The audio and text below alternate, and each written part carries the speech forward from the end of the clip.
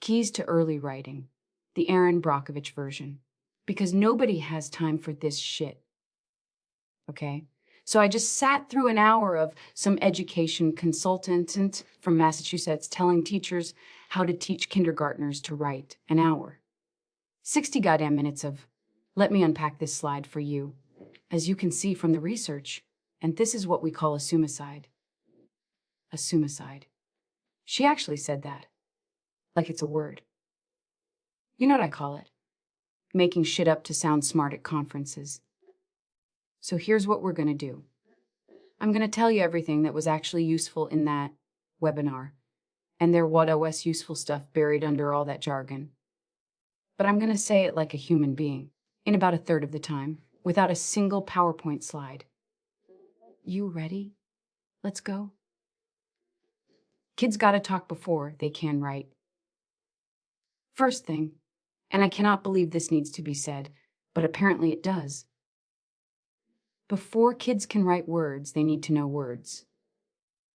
Groundbreaking, right? Absolutely revolutionary concept there. But here's what that actually means in your classroom. If you've got a 5-year-old who shows up in September and can barely string a sentence together, you're not going to fix that with a writing worksheet. You're just not. You got to build that language foundation first. And that means talking, a lot of talking, making them use complete sentences, making them say things out loud before they try to put them on paper. The fancy term is oral language development. I call it making kids use their words. And here's the thing nobody wants to admit. Some kids show up with thousands more words in their heads than other kids. That's not the kid's fault. That's just life. But it means you gotta meet them where they are. Now, the consultant lady broke this down into 5 levels of language: phonology, phonics, semantics, syntax, discourse. You know what that really means? Sounds, words, sentences, paragraphs. That's it. That's the whole thing. But God forbid we just say that. The spelling stages. Kids aren't broken. They're learning. All right? This part's actually important, so pay attention. There's this thing called developmental stages of spelling. And if you don't know about this, you're going to lose your mind every time a kid writes instead of said. Stage 1, scribbles. Yep. Scribbling counts as writing. The kid is learning that marks on paper mean something. Don't you dare tell them they're doing it wrong. Stage 2, random letters. Now they're making shapes that look like letters. Might not be letters yet, but they're getting the idea. Progress. Stage 3, some letters match sounds. This is where you see stuff like BT for boat. They got the B at the beginning. They got the T sound at the end. They missed the middle. That's not failure. That's a kid who's figuring out the code. Stage 4, invented spelling. And oh my God, if I hear one more parent complain about invented spelling, I'm gonna scream. Listen to me, when a kid writes for when. That is a kid who is THING. That is a kid who heard the sounds and matched them to letters. The fact that English has a stupid silent H in that word, that's English's problem, not the kid's. Invented spelling is not laziness. It's not bad teaching. It's a developmental stage that every single kid goes through on their way to real spelling. And if you shut it down too early, you know what happens. Kids stop taking risks. They only write words they already know how to spell, and their writing gets boring as hell. Stage 5, conventional spelling. They finally know what words actually look like. This takes years. Not weeks. Years. So when little Timmy's mom asks why her 2nd grader can't spell, because correctly, you tell her he's developmentally appropriate and she can calm the hell down. The writing rope, which is actually pretty useful. Okay, so there's this thing called the writing rope. The consultant made it, and honestly, it's not bad. It's one of the few things that actually makes sense. The idea is that writing isn't just one skill. It's like 5 different skills all twisted together. And if any of those strands are weak, the whole rope falls apart. Strand 1, critical thinking, coming up with ideas, organizing them. This is the actual THNKNG part of writing. Strand 2, sentences. Can the kid write a complete sentence? Can they make it interesting? Can they combine two short sentences into one longer one? And here's the thing. If a kid is struggling with writing in 5th grade, 6th grade, high school even, 9 times out of 10, the problem goes right back to sentences. They never got solid with sentences. And nobody noticed because everyone was too busy teaching them about text features and Cawthor's purpose. Strand 3, structure paragraphs. How is an opinion piece different from a story? How do you organize information so it makes sense? Strand 4, craft, the fancy stuff. Dialogue, literary devices, knowing who your audience is. Strand 5, transcription, spelling, handwriting, punctuation, the mechanical stuff. And here's the key, that last strand, the spelling and handwriting.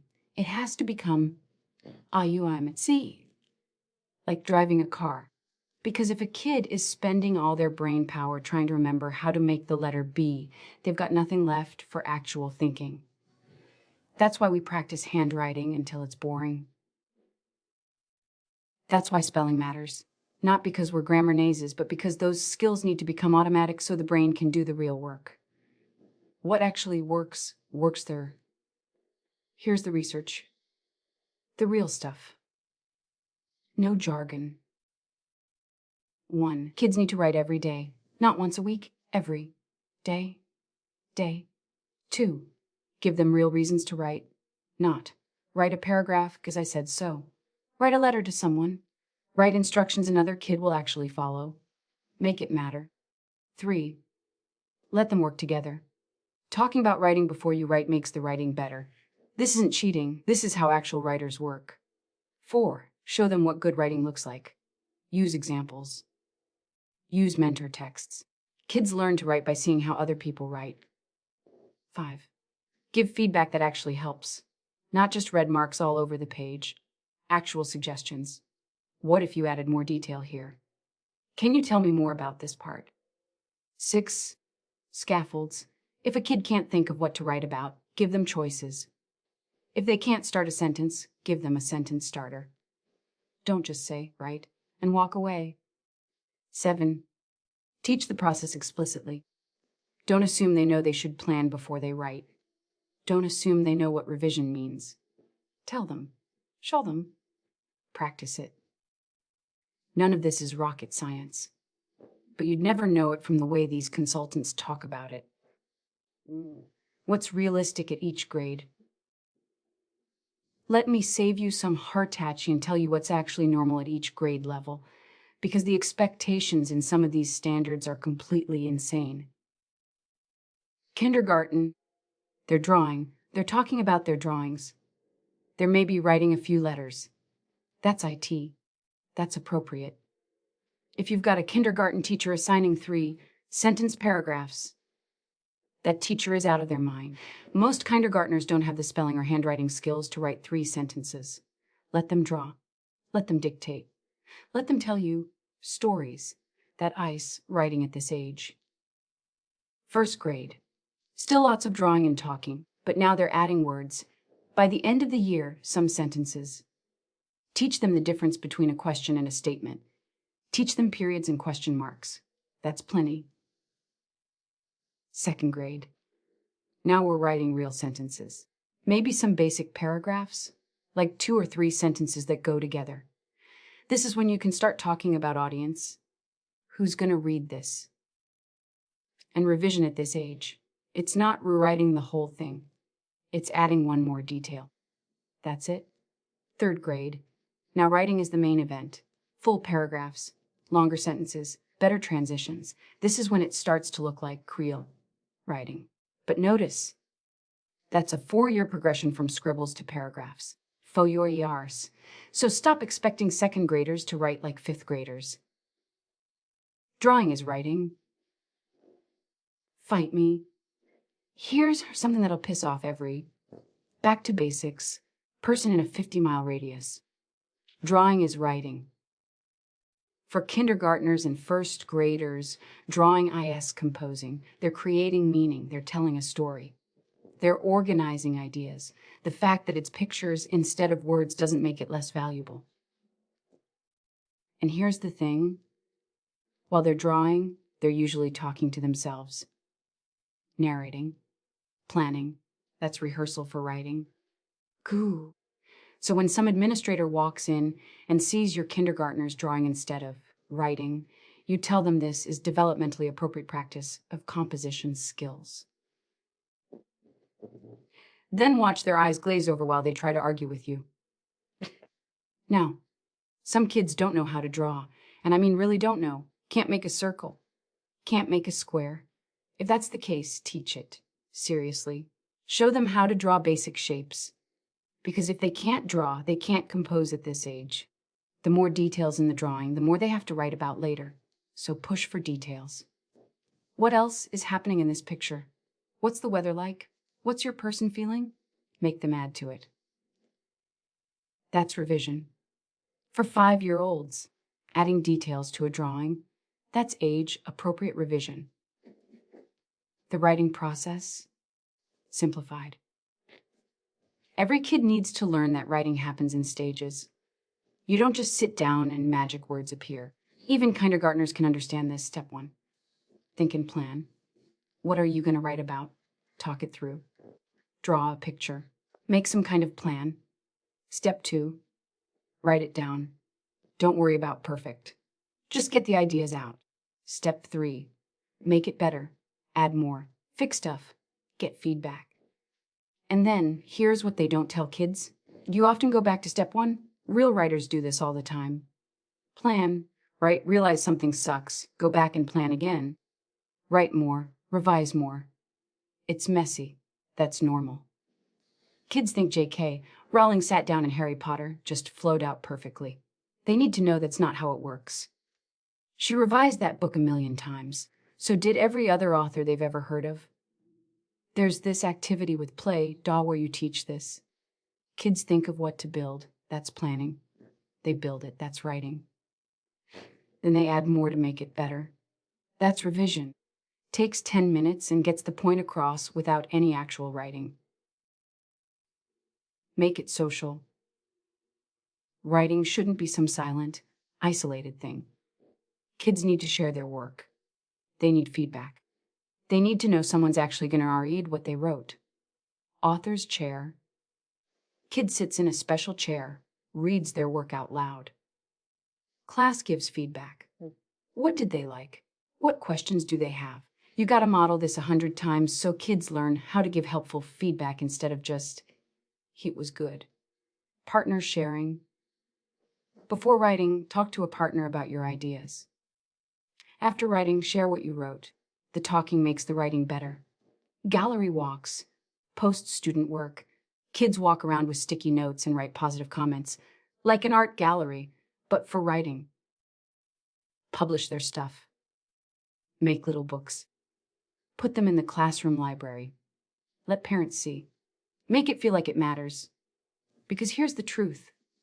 If writing is just something you do to turn in for a grade, kids don't give a shit. But if writing is something that gets read, shared, celebrated, now they care. The time problem. This is where everyone loses their minds.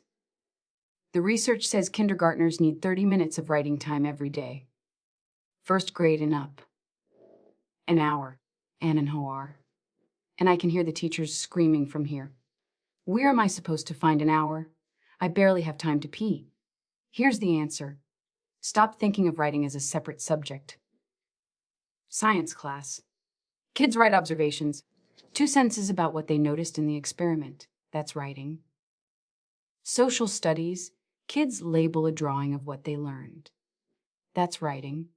Read aloud. Kids write predictions on sticky notes. That's writing. Morning meeting. Kids write a response to a question. That's writing. Math. Kids explain how they solved a problem. That's writing. None of these have to be graded. They're quick writes. 5 minutes here, 5 minutes there. It adds up. Quick writes include lists, labels on pictures, sentence completions, short responses, handwriting practice, putting scrambled sentences in order. No grades, no pressure, just more chances to write. The more they write, the better they get. Not complicated. The bottom line, all right? Here's the whole thing in 30 seconds. Teach kids to talk in complete sentences before you expect them to write complete sentences. Know the developmental stages so you stop freaking out about invented spelling. Work on sentences. A lot. Weak sentences equals weak writing forever. Make writing social, talking, sharing, feedback. Draw before you write. Drawing ice writing for little kids. Find time for writing everywhere, not just during writing time. Don't expect perfection, expect progress. That's it. That's everything useful from an hour-long webinar, minus the consultant speak and the 14 references to research-based best practices. You know what the best practice is? Actually teaching kids. Every day. Paying attention to what they can do and helping them do a little bit more. You don't need a fancy program for that. You don't need a 2-day training. You just need to show up and do the work. Now go teach some kids to write. And for God's sake, let the kindergartners draw.